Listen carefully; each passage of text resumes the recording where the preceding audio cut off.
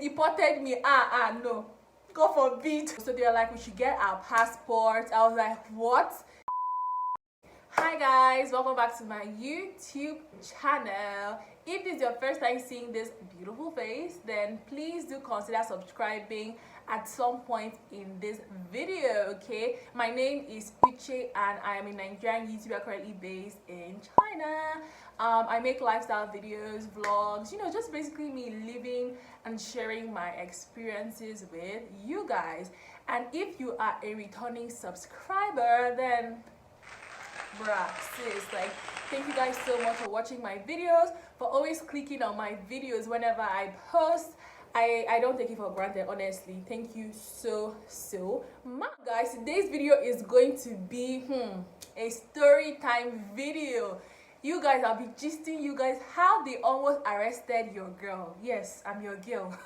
Whether you like it or not, I'm your girl. How they almost arrested your girl in China, guys. Barely 4 months after I got here, I literally almost got arrested and deported. This isn't clickbait or what they used to call it. So it's literally what happened to me. I was just thinking, I was like, why don't I bring it on here on YouTube and share with you guys, my peeps, okay? So if that's something you feel like you'd be interested in listening to and hearing what happened, how it went down, then please, by all means, keep on watching. Go and grab your pop. Oh my god, I used to cringe when I hear YouTubers say, go and bring your juice, go and bring your popcorn, blah blah blah. But my dear, I'm sorry, I've joined them, okay? So for this story time, go and bring your popcorn, your juice and all that stuff. Sit back, relax and enjoy, okay?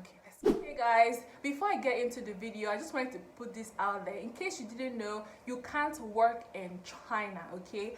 As a student, you cannot work in China. It is forbidden by the Chinese government for students to work, okay? Whether you're a bachelor's, master's, PhD, any form of work visa, any form of student visa that you have prohibits you from working, okay?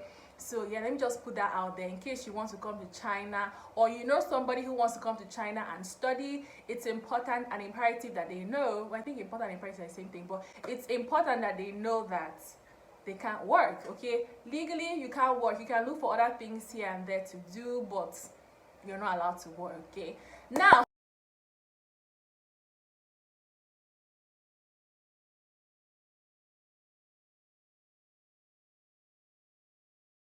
how did your girl almost get arrested and deported?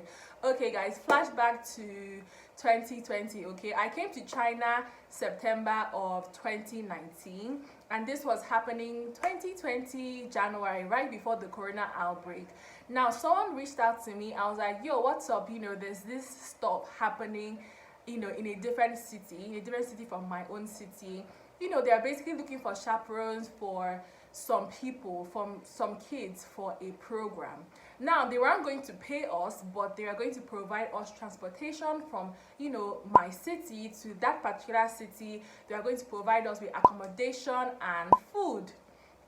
So as a waka person that I am, I was like, this is an opportunity for me to see, other cities. I don't get to pay for transport. I don't get to pay for accommodation or food. So, I was like, why not?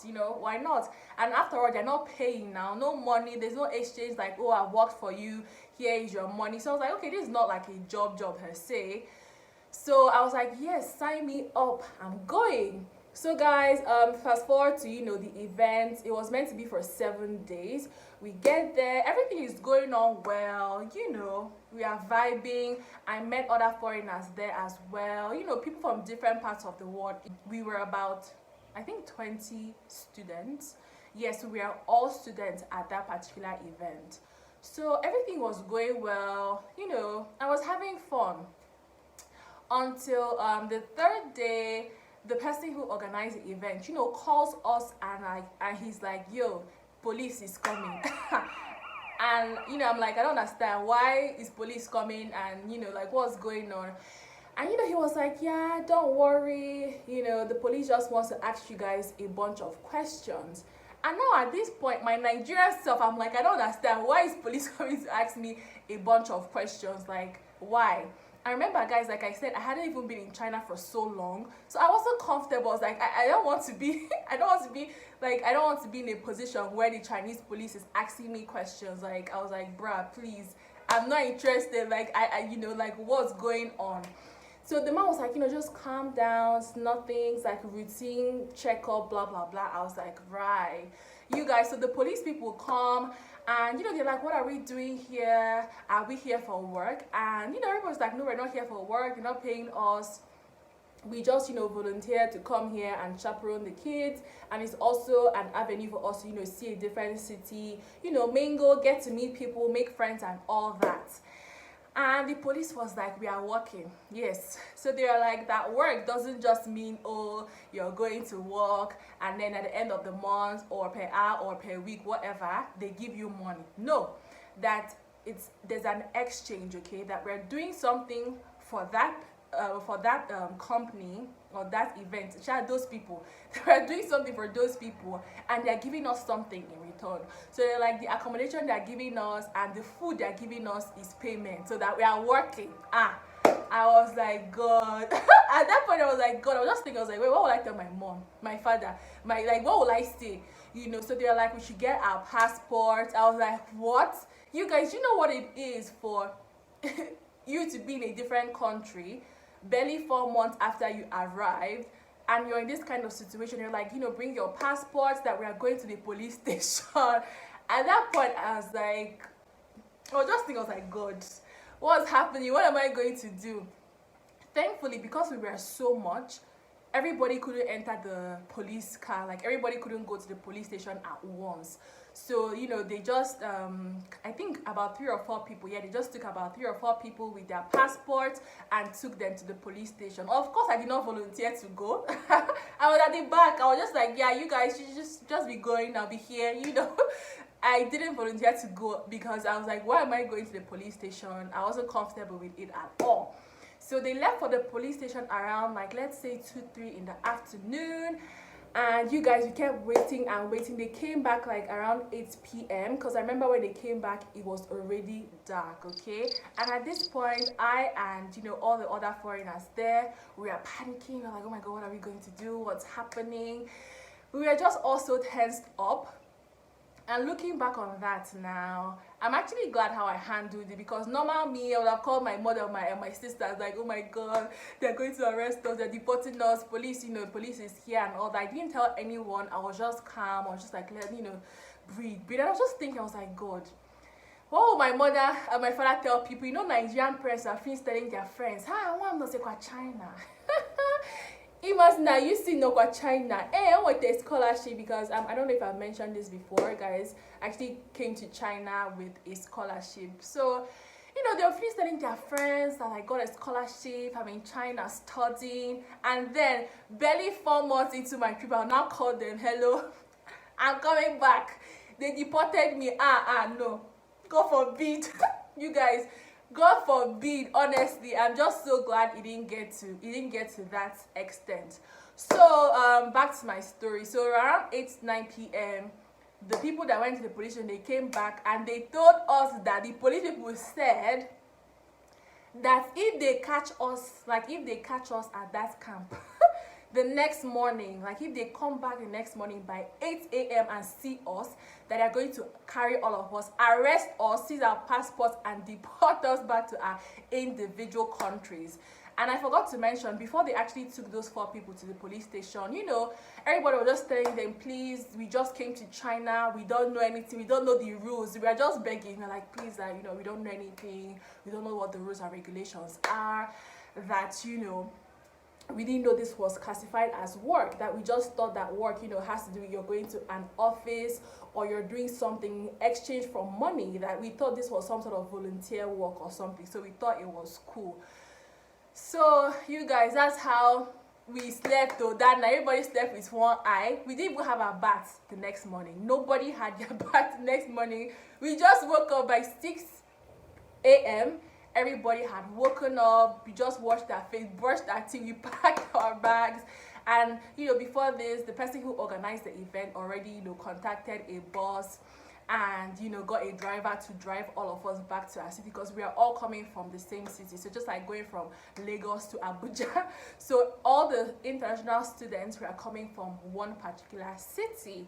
So you guys, that's what happened though. So the next morning, 8 a.m, we already dressed up, everyone was carrying their bag, nobody even wanted to bath. Like, we were just like, you just take us out of here because you guys, it's crazy. Honestly, someone has jumped out of a fence before. Yes. Someone has jumped out of a fence before here in China. He went for a job, and I can't really remember what happened, but I think someone tipped up the police that, you know, there's a foreigner here who is a student who is working. And you know, the police came to the establishment where he was working, and luckily for him, I think he was in good relationships with, you know, his boss or whoever he was working with. So you know, when they saw that the police was coming, they had to tell him like, police is here. And guys, he jumped off the fence. I don't know what story building or, you know, what floor he jumped from, but it wasn't extremely high because he was able to jump and then run. You guys can see that it's actually not a joking stuff at all. It's very, very serious. So if you want to come to China and you're hoping to work, honestly, you can't actually do like a proper work, like maybe as a, you know, teacher or a banker or whatever, you know, just in a formal company, even if it's not formal, because in this my case, it wasn't a formal thing. It's not like I was going to work like, oh, carrying handbag, you know, I wasn't doing any of that. It was just for a short period of time, and there was no exchange of money. Okay, no exchange of money whatsoever. It was just, oh, come and help us look after the kids, we give you food, accommodation, you know, you get to look around, see China in a different city, that kind of stuff. So guys, that's it. That's how I escaped deportation and going to police station in China. I just thought to come on here and share it with you guys. You guys, let me know below in the comments section. Oh, I forgot to say something. Usually it's two options, okay? If you're caught teaching in China, you either get deported back to your country or you pay a fine. Now I can't remember the exact amount, and also it's, you know, it varies from city to city, but it's a lot of money. So it's either you pay that fine or, you know, they deport you back to your country. So you guys, it's crazy. That's basically it. Let me know below in the comment section, where are you watching from? Can you walk where you are? That brings us to the end of this video. You guys, let me know below in the comment section, did you enjoy watching? Do you enjoy storytime videos? What do you even prefer? Like, you guys, let's talk, let's interact. What do you prefer on my channel? Do you prefer storytime videos or vlogs? Do you guys want me to do Q&As, chit chat videos? Like, you know, let's talk, okay? Let's exchange minds. Let's interact below in the comment section, because as much as this is my YouTube channel and I'm on here putting out, you know, content that I want to put out here, documenting my life and memories and stuff like that, I also want to, you know, serve you guys. I'm also here to serve. So it's also important to me that you guys are getting something out of it. Yes, guys, that brings us to the end of this video. And if you watched up to this very point, then oh my god, let me blow you a kiss. Thank you so much. You are the real MVP, period. Like, everybody that watches my videos to the very end, you guys are the real MVP. Love you guys so much, and until my next video, bye. You guys have me fine girl though. Hey, good. Sweet babe. It's not easy.